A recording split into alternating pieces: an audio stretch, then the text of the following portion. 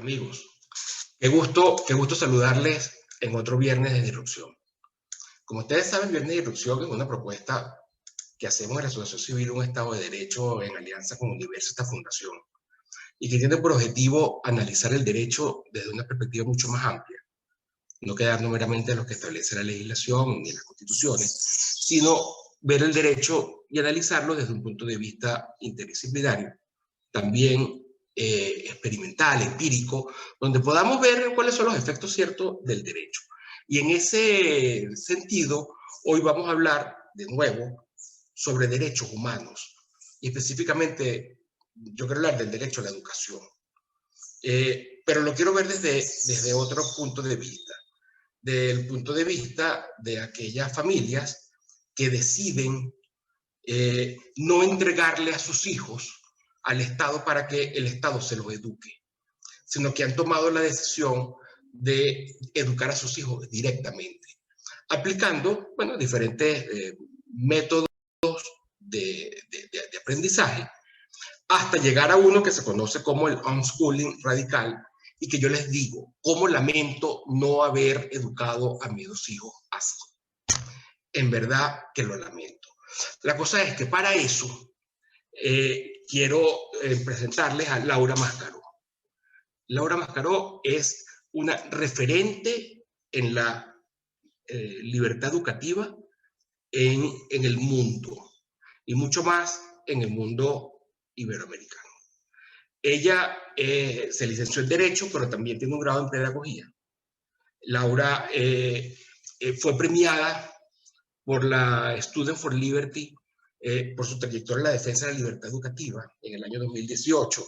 Entren a su canal de YouTube y van a ver una cantidad de información espectacular sobre este tema y otros. Tiene un libro sobre el cual yo quiero que conversemos hoy, que a mí el libro me encantó. Se llama Sin Escuela, Homeschooling. Sobre eso vamos a hablar, y vamos a hablar con Laura. Laura, yo soy tu fan. Muchas gracias, Antonio. Qué bonita presentación. Soy tu fan. En verdad que te he seguido en las redes, he leído tu trabajo y quedo sorprendido. Mira, vamos a empezar. Háblame sobre Sin Escuela, pero yo prefiero que me arranque diciendo, en verdad, eso de entregarle los hijos a la educación que determine el Estado, que fija el Estado, a sabiendas de que es un desastre. No solamente como está prevista, como se implementa, sino quién la implementa. O sea, es un desastre desde todo punto de vista. Entregárselas al Estado es como para loco, y eso es lo que hacemos todos. Y cuando has cedido eso ya no te queda nada. Eso es lo grave. Que lo hacemos sin pensar. Yo lo hice también. Mi hijo con 11 meses estaba matriculado en la escuela y hasta los 3 años estuvo institucionalizado, como digo yo. Pero lo hacemos porque ya se ha normalizado y ni se nos ocurre pensar que puede haber otras alternativas. Entonces, claro, muchas veces para cuando te quieres dar cuenta ya es tarde y el daño ya está hecho. En muchos lugares, esto por suerte ahora, al menos en España, está cambiando, pero cuando yo empecé a educar en casa en 2008, la gran mayoría de las familias que hacían esto en España eran lo que Madalen Guiria denomina víctimas del sistema. Era gente que había escolarizado, que no solo que había escolarizado, muchos habíamos sido pues con responsabilidades en el colegio, en las asociaciones de padres, como muy implicados, y hasta que llegó un momento en que uno por un motivo y otro por otro, pues uno porque sufre bullying y el colegio no sabe responder, otro porque tiene necesidades especiales que no están atendiendo adecuadamente, otro por cualquier otro motivo, como ves que no hay alternativa, porque podrías decir, bueno, si en este colegio no te va bien, llévalo a otro, pero en casi todos los países todos los colegios son iguales. Y da igual público que privado. En España tenemos también la figura del concertado, que es como un mix, es como privado pero con fondos públicos, con lo cual al final quién manda ahí realmente. Pero está tan regulado el sistema escolar que si tú quieres crear una escuela, acabas creando una como las que ya existen. No puedes hacer una cosa diferente. Por lo tanto, cuando la Constitución española te dice que declara que hay libertad educativa y eso queda súper bonito y luego dices, vale, veamos qué significa esa libertad educativa, luego viendo las leyes. Y resulta que libertad educativa es libertad para crear un centro docente. Entonces, bueno, pues veamos esa normativa. Bueno, esa normativa es tan estricta que a eso no lo puedes llamar libertad. ¿Mm? Y la segunda faceta es libertad de los padres para elegir el colegio que prefieran para sus hijos.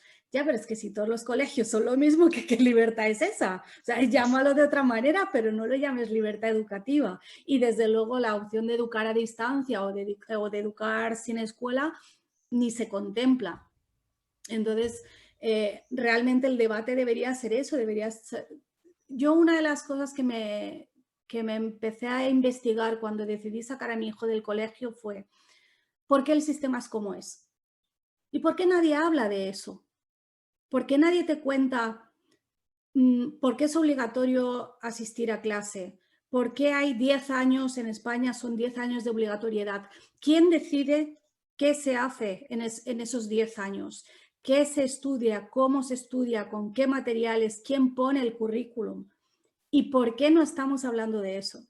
¿Por qué cuando hay debates sobre educación solo es si religión sí o religión no? O en España tenemos el tema de la lengua vehicular con el catalán y el euskera y todo eso, incluso con el inglés. O si religión dentro o fuera de la escuela, o si se tiene que calificar o no se tiene que calificar la religión. Ese es todo el debate. Pero nadie va más allá y nadie se pregunta cuál es el origen, cómo hemos llegado hasta aquí, por qué el sistema es como es.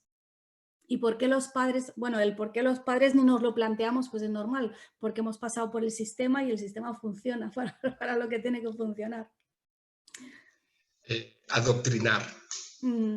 porque realmente si uno se pone a analizar el origen de todos estos sistemas estatales de educación obligatorios, y bueno, hay que darle algo a la gente y gratuito.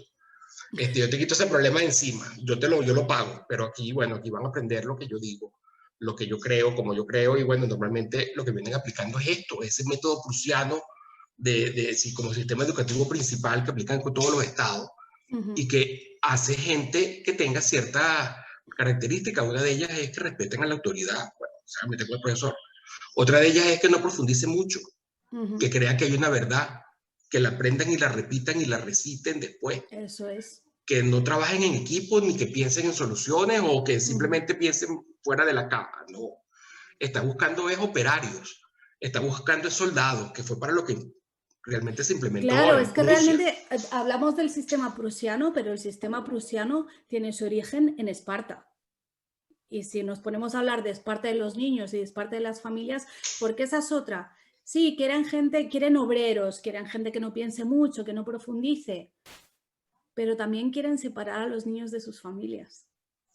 Es lo principal que quieren y de Es sus lo tradiciones. principal, claro, y funciona, claro que funciona. Y más cuando, y realmente es obligatorio y no tendría ni por qué serlo. Es como las vacunas en España no son obligatorias, no hace falta que lo sean, la gente va sola a vacunarse. Claro. Sí, sí, sí, no, es que lo de obligatorio es donde ya muestran lo verdaderamente, o sea, para quién está trabajando, está pensado y trabaja ese sistema Eso es. educativo. Pero entonces fíjate,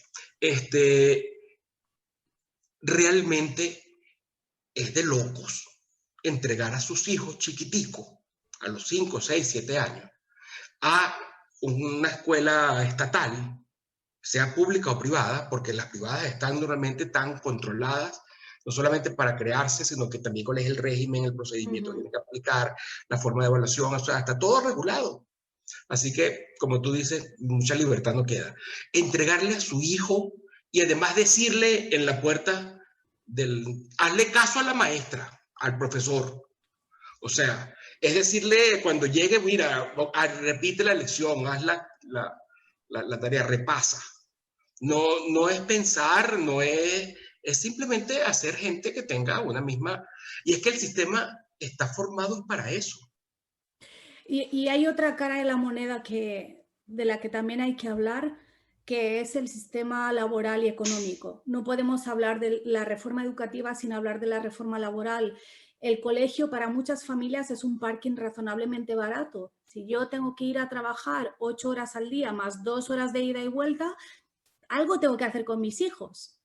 Alguien se los tiene que quedar, pues qué mejor y qué más tranquilizador para mí que pensar que lo dejo en un sitio donde lo van a educar. Entonces hay que hablar de eso también, de cómo hemos llegado a crear una sociedad en la que los padres no tienen tiempo para ocuparse de sus hijos. Y por eso también necesitan el colegio y por eso tanta gente no quiere entrar a plantearse qué hace el sistema escolar, que no educativo, que no es lo mismo. No quieren entrar a plantearse eso porque entonces tendrán que enfrentarse con su realidad tan cruel de realmente estoy dejando a mi hijo en un sitio donde no debería dejarle ni aunque me pagaran. Yo trabajo mucho con familias y en mis cursos el primer tema que trabajamos siempre es ¿cuál es el objetivo? Otro tema del que nadie habla. ¿Cuál es el objetivo? Es decir, cuando tú tienes un hijo y cumple 3 años o 6 años, en España con 1 año ya están escolarizados, pero pongamos 3 años, 5 años, y eliges colegio para tu hijo, ¿qué esperas que pase en esos 10 años que va a estar en ese colegio? ¿Por qué eliges este y no el otro? ¿Qué crees que van a hacer con él? ¿Y cómo va a salir tu hijo de allí? La gente nunca se ha planteado eso.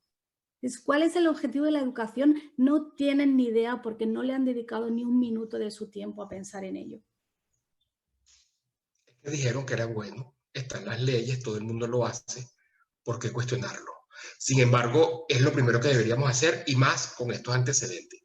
El que se lea tu libro se lo va a cuestionar y va a decir, wow, aquí hay muchas cosas que yo tengo que revisar, dado que no hay duda de que a todo padre, a toda madre le interesa a su hijo.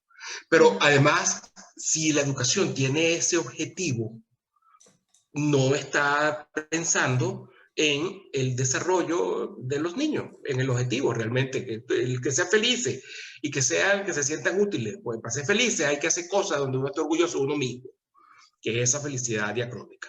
Entonces, tú no solamente como abogada, sino también que tienes el grado en pedagogía. No tengo el grado, no tuve estómago de terminar esa tomadura de pelo que es el grado de pedagogía. Bueno, me imagino. ¿Cómo piensa, cómo se educa a un niño? ¿Cómo consideras tú que se debe educar a un niño? Y entonces, en definitiva, háblame desde la homeschooling radical, que es la que yo estoy de acuerdo, lo lamento no haberlo aplicado, hasta, bueno, lo que es simplemente desescolarizar formalmente de que tu hijo estudie lo que dice el gobierno que debas estudiar en casa. Háblame un poquito sobre eso. Mira, para mí el objetivo de la educación es el perfeccionamiento de las capacidades de la persona, intelectuales, físicas, emocionales y espirituales, todas. Ese es el objetivo. Las capacidades de la persona, por definición, son diferentes para cada persona. Yo tengo 2 hijos y no los educo igual y no tengo los mismos objetivos ni las mismas expectativas porque ellos son diferentes y tienen capacidades diferentes, tienen intereses diferentes y tienen aptitudes diferentes. Y eso es lo que hay que tener en cuenta y eso es lo que solo en la familia se puede dar, porque solo cuando pasas mucho tiempo con esa persona y no con 25 niños que solo ves entre 5 y 8 horas al día, puedes llegar a conocerle y llegar a ver qué es lo que va a ir bien para este niño. Y, por ejemplo, yo soy partidaria de los primeros 10 años dejarles jugar, jugar, jugar y aburrirse. Y no meterte, o sea, dejad a los niños en paz. Si yo tuviera que escribir un manual de pedagogía, sería dejad a los niños en paz. Fin, aquí se acaba mi manual de pedagogía. Entonces, una vez que tú dejas al niño libre, pero en un entorno seguro, tú puedes ir viendo hacia dónde va ese niño y en qué puede destacar y qué se le da bien y qué le llena. Y obviamente hay unos mínimos que, por ejemplo, para mí, si yo he sido unschooler radical, que significa que no ha habido ningún tipo de imposición de, no, tienes que estudiar inglés y piano porque eso es fundamental. No, no pasa nada si no aprendes inglés, si un día lo necesitas ya lo aprenderás, pero sí había algo fundamental que era aprender a leer y a escribir y a expresarse con corrección. Si tienes eso, tienes la herramienta. Y ya está, y si tienes eso vas a saber pensar. Y si sabes pensar y sabes leer y sabes escribir y te sabes comunicar, puedes llegar a lo que quieras, a lo que necesites. Esa es la única base que para mí era innegociable. Y mis hijos han aprendido a leer de muy pequeños, que es algo que toda la gente que se dedica a la pedagogía critica mucho, pero mis hijos, uno con 3 años y el otro con 5 años, leían a la perfección y con entonación, leyendo en voz alta y todo perfecto. Y ese era lo único que para mí era como innegociable. A partir de ahí, les hemos dejado libres y hemos ido viendo hacia dónde tiraba cada niño y qué iba bien para cada uno. Y ya está. Y luego, sí, por supuesto, quiero que mis hijos hablen inglés y mi hijo mayor es bilingüe, pero aprendió de la manera más insospechada, sin pisar una academia, sin hacer un examen, sin hacer un libro de texto. Aprendió porque había temas que le interesaban y los buscó en YouTube y los encontró en inglés. Y él con 8 años veía vídeos de videojuegos en YouTube que cualquiera diría, eso no es educativo. Y los veía en inglés y cuando veía que algo se repetía mucho me decía, ¿y esto qué significa? Y a lo mejor esto era una mala palabra, pero veía que lo repetían y me decía, ¿esto qué es? Y poco a poco se fue haciendo al oído y fue aprendiendo. Él no tenía interés en el inglés, él tenía interés en Minecraft y en los videojuegos. Y como eso era el inglés, pues lo hizo en inglés, ya está, y llegó. Entonces, eso es lo bonito, el ver que cuando ellos encuentran su interés verdadero, no necesitan ni que les premies, ni que les castigues, ni que les obligues, ni que les pongas un montón de horas. Para mí, lo que demuestra el unschooling cuando veo lo que los niños educados de esta manera logran, comparado con los niños que van al colegio, para mí lo que demuestra es cuánto tiempo se pierde en el colegio. Porque no hacen falta tantísimas horas para aprender a leer, para aprender inglés y para aprender las matemáticas básicas. No hace falta tanto. Mi hijo mayor hasta los 12 años no hizo nada de matemáticas, absolutamente nada, nada. Si yo hubiera tenido una inspección, no sé cómo habría defendido eso. Pero a los 12 años decidió que quería. Y en 3 meses buscamos una profesora, que es una profesora que le da todo lo que sea de ciencias, más un poquito de historia, más un poquito de cultura general, todo mezclado. No es como, no, hoy vemos química, no. Hoy partimos de ese tema y lo que surja, tanto si es biología, como si es física, como si es matemática, todo nos viene bien porque no nos limitamos. En 3 meses, con 12 años, lo puso al nivel de la ESO, que en España se termina con 16. Mi hijo es súper listo, no más que el tuyo, pero ha tenido esa libertad y esa tranquilidad de ir a una clase sabiendo que va porque él quiere, porque le interesa aprender y que nadie le va a hacer un examen. Mira, Laura, yo te escucho y lo que siento es una tristeza enorme de haber llevado a mi hija y a mi hijo al colegio. Yo hubiese disfrutado eso como no tienes idea. Lo hubiese disfrutado a ellos. Es otra forma de ver, de entender la vida. Es muy complejo todo esto. Porque estás hablando aquí de que tú, bueno, tienes una relación diaria con tu hijo, con tus hijos, y que allí estás además aplicando toda esa teoría que se engarza perfectamente con lo que dice la pedagogía. Tú dices que tanto tiempo se pierde en los colegios, pero se pierde además de la peor forma, porque se pierde muchísimo con los niños encerrados en un cuarto. Ni siquiera que están jugando por allí o recorriendo y viendo la naturaleza y analizando las hormigas. No, los niñitos están encerrados, obligados en un salón de clase tanto tiempo. Es que en verdad todos estos programas y el método educativo es una cosa increíble. Fíjate, pero entonces allí vamos a llegar a este tema, tú que además te dedicas a eso. En la misma España está prohibido el homeschooling, mucho más en el homeschooling. ¿Cómo es el régimen en España? No es un Estado democrático. De mesa de democracia social es bien totalitaria, ¿no? En España, como sé que nos ven jurísticas y van a entender la expresión, en España lo que tenemos es inseguridad jurídica. Porque la ley no es clara. Sí, la ley dice que hay que escolarizar durante 10 años.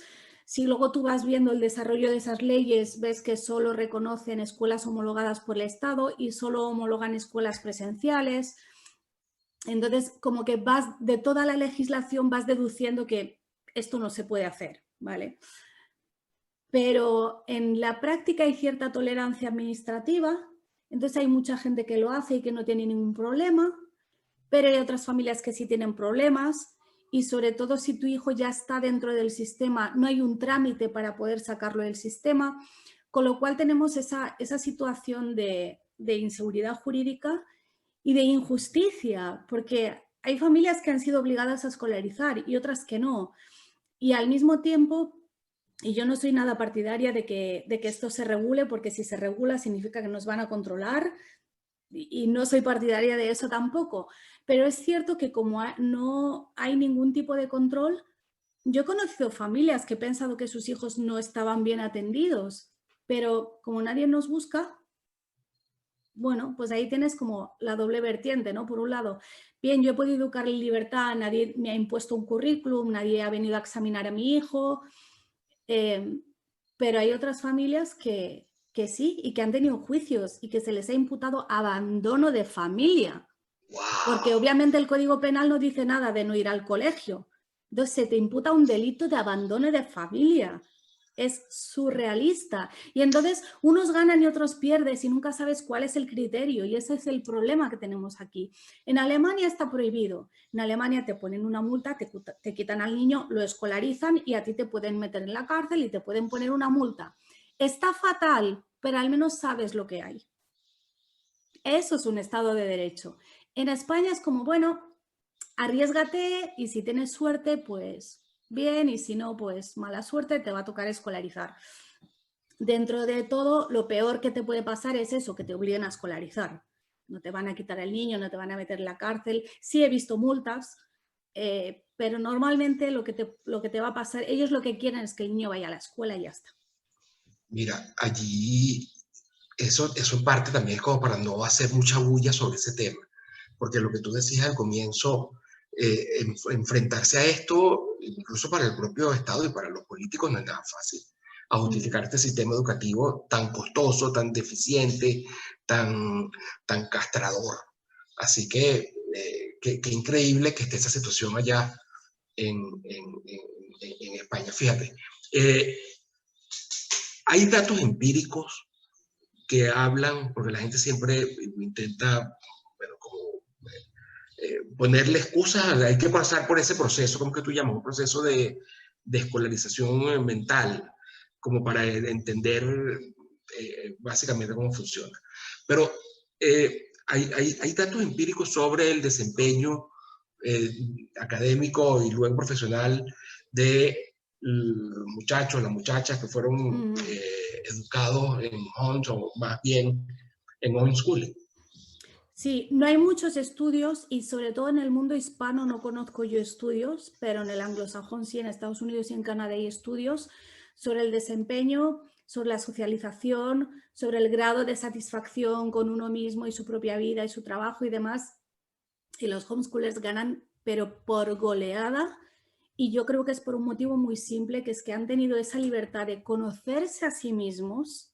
Es que vámonos a Grecia, 2000 años antes ya te decían conócete a ti mismo y ahora no se lo permitimos a los niños y a los jóvenes.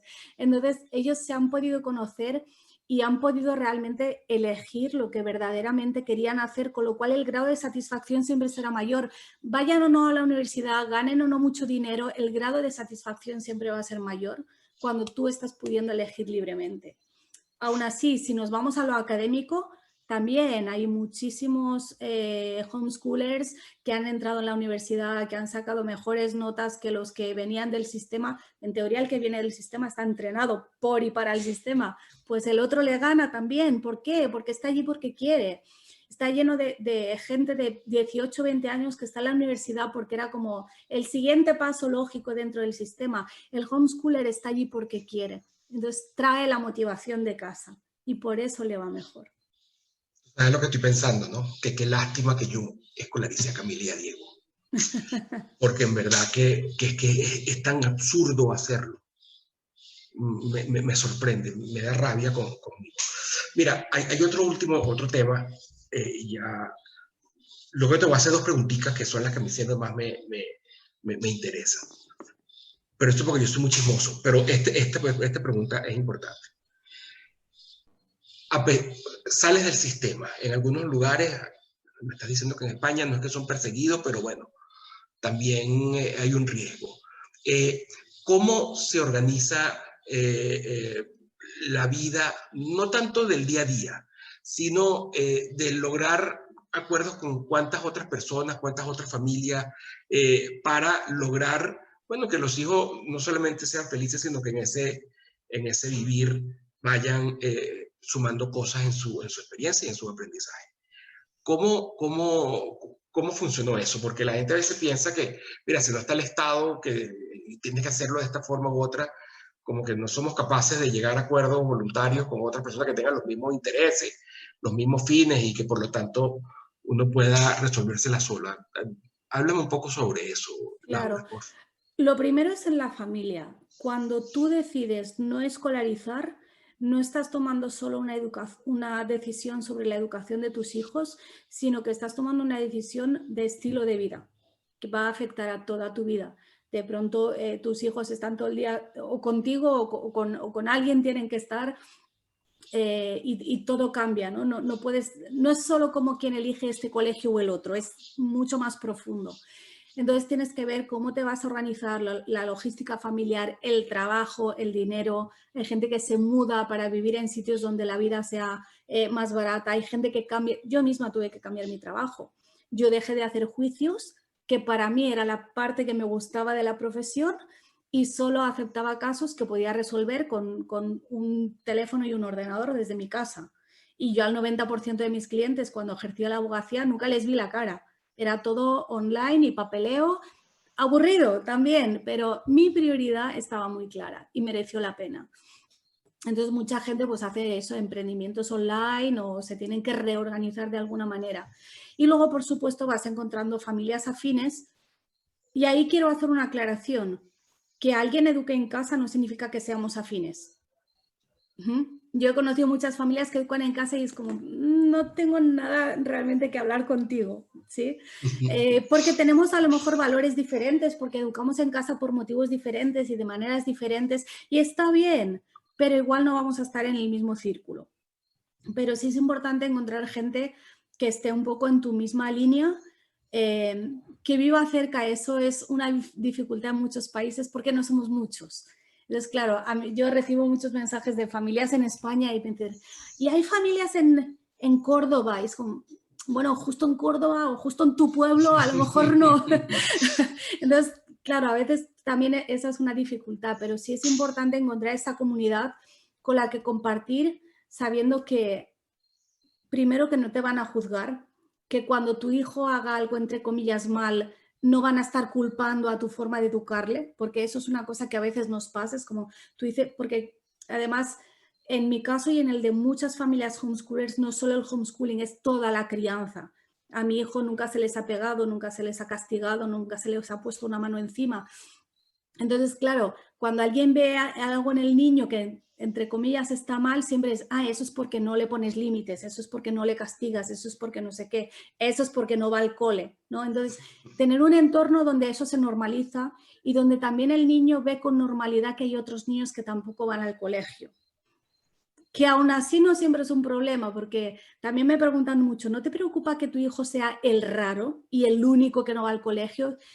No, en absoluto. Mi hijo es la envidia de sus amigos escolarizados. Y hay niños que a mí me han dicho, por favor, habla con mis padres. Pero sí es importante que normalicen esta forma de vivir y que vean que no somos los únicos locos que estamos haciendo las cosas de otra manera. Para eso Internet ayuda mucho. Yo de verdad admiro a la gente que educaba en casa en los años 80 sin Internet y no sé cómo lo hacían. No, obvio que ahorita es muchísimo más fácil desde todo punto de vista. La información la tenemos al alcance de un clic. Cuéntame un poco sobre tus hijos. ¿Qué edad tienen ellos ahora ya? Y cómo te fue la experiencia práctica con ellos? Porque yo hace poco vi cuando tenías 10 años, tú le hiciste una entrevista a tu hijo, que tenía en ese momento 14, 15. Y nada, Tenía bueno, 13. un tipazo, o sea, tu hijo, Sí, además, le hicieron la pregunta esa de que si él se sentía raro, tú le hiciste la pregunta si se sentía raro y él dijo, mamá, no, yo soy más bien el afortunado.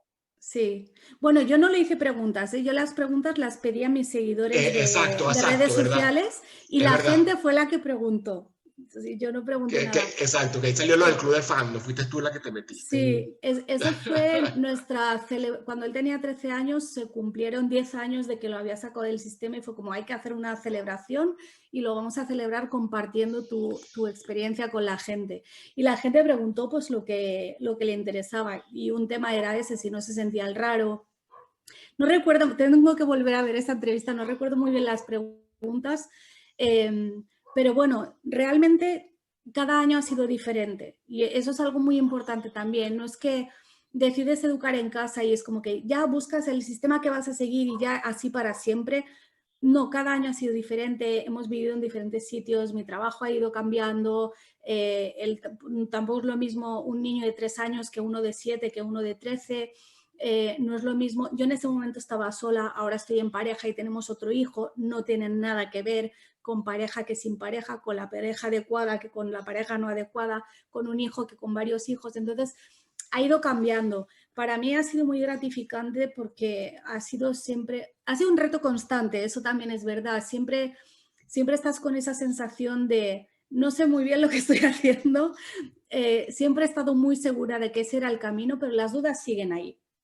Entonces la gente a mí me ve muy segura, pero no es que yo estoy 100% segura todo el tiempo de todo. También hemos tenido nuestros momentos de, pues eso, cuando ves que el niño con 11 años no se ha interesado por las matemáticas y tú dices, bueno, pero importante sí me parece, pero si yo he decidido que no obligarle para otras cosas funciona, pues para esto también tiene que funcionar y voy a tener que dar ese salto de fe y confiar en lo que hemos decidido y sobre todo porque nos hemos basado en unos principios. Y si esos principios me funcionan para una cosa, me tienen que servir para la otra. Y si no, es que hay que revisarlos. Y eso es lo que hemos hecho. Entonces, la logística del día a día ha ido cambiando mucho. Pero visto así en perspectiva, el mayor ahora ya tiene 16 años. Visto en perspectiva, yo lo repetiría 1 y 1000 veces. Y no me hago nada cuando me dicen qué suerte has tenido. Porque no es cuestión de suerte, mi hijo no es más inteligente que otros, ni es mejor persona que otros, ni ha salido así porque sí, que es un poco lo que parece que la gente te dice, ¿qué suerte has tenido? No, no es suerte. Y el reto ahora es que tengo otro que tiene 5 años, se llevan 10 años, y es completamente diferente, las circunstancias son diferentes, el carácter es diferente, los intereses son diferentes y es como de pronto, o sea, aquí Laura Mascaró, la gran experta en el homeschooling, de pronto no sabe qué hacer con su hijo pequeño porque es todo nuevo. Y es como volver a empezar, pero también es muy bonito. Porque al tener ya los principios, ya está preparado para el resto. Eso es. Eso es. Igual De no hecho, sé cómo se van a traducir esos principios para este niño en concreto en cada una de sus etapas, pero sí sé que esos principios han funcionado y que vamos a seguir con ellos. mira, y la mejor forma es que tú le preguntes a tu hijo, ¿lo volvería, o sea, qué quieres que una próxima vez vas para el colegio o te quedas otra vez así? Porque tú veas como no tiene ningún tipo de discusión. Además, él siempre ha tenido abierta esa posibilidad. Él no está obligado a estar en casa. Él sabe que sí. También sabe que en España, si entras al sistema, no te garantizo que te pueda volver a sacar. Pero sabe que si quiere puede ir. De hecho, nos lo planteamos muy seriamente cuando nació mi hijo pequeño. Yo estuve enferma. Yo por 3 años estuve enferma y tenía un bebé recién nacido y era como... Y tenía un negocio y era como, no puedo con mi vida. Entonces lo tenía medio abandonado al mayor y le dije, mira, realmente si tú piensas que estarás mejor en el colegio, vamos al colegio, no pasa nada. Y él decidió que no, pasamos esos 3 años un poco difícil y luego se alegró mucho de haberse quedado en casa, pero siempre han sabido que tienen esa posibilidad. Así es. Si lo que uno busca es el desarrollo y la felicidad de los niños, una cosa sí está clara, la educación estatizada no es la mejor solución. Yo lo Hay tengo claro que no. otras soluciones, aunque a lo mejor aquí tengamos duda en algún momento, o en algún momento en alguna, o sea, a pesar de eso, De lo que sí no hay ninguna duda es que el sistema estatizado, con un programa totalmente definido por el Estado, que no sirve para nada, con un método que normalmente se aplica, el método prusiano, que es un método para adoctrinar soldados, para lavar el cerebro, no para que los niños crezcan. Por eso que cualquier país por ahí que deja el método prusiano, le va muy bien, porque bueno, hay un poquito más de libertad y los niños pueden hacer un poquito más como verdaderamente son, según sus capacidades, habilidades. Ese sistema, el estatizado, es el peor si uno quiere el desarrollo de sus hijos. Ujú. Así que ahí es donde hay que sacar fuerza, que es en quién se enfoca el sistema, si es en el niño o si es en hacer a un adulto que haga caso y que siga ciertas normas. Mira, te tengo una pregunta que es la que mismo me interesa, aquí sí te pido que me prestes atención. ¿Qué tienes en la mesita de noche? ¿Qué te estás leyendo? ¿Qué se lee la profesora Laura Mascaro hoy? Mira, Laura Mascaro no lee. No, no me digas eso. Aunque sea Wikipedia. Tengo muchos libros ahí, pero la verdad es que no leo. Desde que descubrí los audiolibros, ¿para qué voy a leer? Yo no me he notado ahí todavía, pero bueno, me voy a anotar. Yo sí, bueno, no, voy a explicar Entonces, también ¿qué por... estás escuchando? ¿Qué estás escuchando? Sí, a ver, siempre tengo muchas cosas empezadas. Estoy leyendo, entre comillas, ahora mucho temas de negocio, porque estoy desarrollando un negocio nuevo, entonces ahora tengo como el foco puesto mucho en eso. No leo nada de educación y no leo nada de crianza, que es algo que la gente no se puede creer, pero es como que ya me saturé de eso. Hay como unos pocos libros, igual que el desarrollo personal. Yo pienso que después de Napoleón Hill no se ha escrito nada que aporte nada, y pienso que en educación, después de Gato y un par más, no se ha escrito nada que merezca la pena. Entonces ahora estoy leyendo más en el tema de finanzas y de emprendimiento. Y en ficción, el último libro que leí que me gustó muchísimo y que tiene que ver con educación se titula Nuestra casa en el árbol, de una autora española que se llama Lea Vélez, que tiene 2 hijos superdotados que han tenido muchas dificultades para integrarse en el sistema, y ella todo eso lo sacó en formato de novela y hace una metáfora muy bonita. Ella les construyó una casa en el árbol, ella con sus propias manos, no una prefabricada, sino ella con sus tablones de madera, y hace un símil. Dice, antes de construir la casa en el árbol, yo pasé muchas horas sentada delante del árbol mirándolo, porque yo no iba a cortar ninguna rama y la casa tenía que encajar allí. Y la educación es exactamente eso. Primero hay que pararse a mirar y a reflexionar para saber qué queremos hacer y cómo lo tenemos que hacer, para no tener que cortarle ninguna rama a ningún niño. Wow, Y ese es un qué libro al que lindo. le interese el tema de educación y al que le guste la ficción, porque es una novela, que lean ese libro. Wow. Ya me lo voy a buscar de inmediato. Mira, y a los abogados, piensamos bien en abogados latinoamericanos, bueno, también españoles. ¿Qué libro le recomendarías tú, así un libro que tú digas, wow, léanse esto? Bueno, es que a los abogados y a quien sea, a mí un libro que sí me marcó fue Vivir de Ayn Rand. Bueno, aquí se tradujo como Vivir, es Anthem. No sé allá si tenéis Himno. otro himno, se llama, vale. Uh-huh. Yo sé que de ese tema, el famoso es 1984. A mí me llegó diferente. Me llegó diferente el de Himno, el de Vivir, se tituló en España. Pienso que te da una visión muy clara de esto, ¿no? De la lucha del individuo contra el colectivo. No me gusta hablar en términos de lucha, pero sí es un poco eso, ¿no? Y sobre todo que tiene un mensaje positivo, de esperanza. No es como aquellas distopías de, oh, el mundo se va a acabar, no hay nada que hacer. No, ese tiene un mensaje positivo, y eso para mí fue importante. Y al que le interese el tema de educación, hay que leer a John Taylor Gatto. Tiene una obra inmensa, pero si quieren empezar por algo cortito y al grano, hay un libro que se titula Dumbing Us Down. No sé que esté traducido al español, que es un recopilatorio de artículos que muchos son conferencias o discursos que él dio, y ahí está como resumida la esencia de su pensamiento.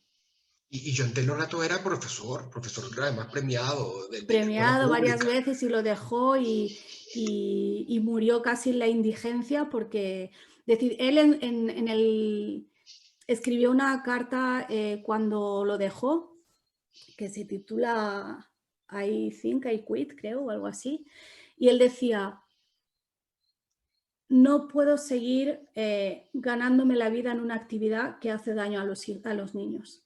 Sí. Así literal. Qué bueno se es leer, en verdad, a Taylor Gatto. Gatto Armas de te da destrucción mucha perspectiva masiva. porque él viene del sistema y desde ahí habla, no son teorías, no, él viene del sistema y te dice, todo esto es lo que yo he vivido dentro del sistema y he sido cómplice de esto y no quiero serlo más y no me quiero callar. Sí, es verdad que ese libro hay que leerlo. O los libros de él, los trabajos de él. Tiene una página web, es bastante, está disponible toda su información. Mira, Laura, qué gusto haber conversado contigo.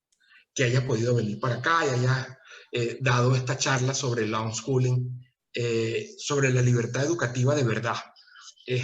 Así que yo no tengo más que reconocer tu trabajo. Les invito a que entren al canal de YouTube de Laura, van a conseguir cantidad de información y obviamente a que lean este libro, que te felicito por el libro, muy rápido de leer, directo. Gracias, Uno pronto sale el siente, siguiente. bueno, que estoy hablando sin escuela. ¿Cómo se llama el siguiente? ¿Cómo lo vas a titular? No tienes título No aún. lo sé todavía, porque realmente lo que me pidió la editorial... Hay un libro anterior que está descatalogado que se titula Educación y Libertad y me pidieron como la revisión de eso, pero yo les dije, me parece más fácil hacer un libro nuevo que revisar el otro. Entonces todavía no sé cómo se va a titular, pero por ahí va. Qué bueno que estás trabajando en eso. Voy a estar pendientísimo. Ahí te ven cerca, lo buscaré. Gracias, Laura. Gracias Amigos, a ti. esto fue Viernes de Disrupción. Recuerden un Estado de Derecho, síguenos en las redes, udlibertad.org, y así estarán al tanto de lo que viene. De nuevo, Laura, te la debo, ¿ah? Gracias por la invitación. A disponer. Un abrazo.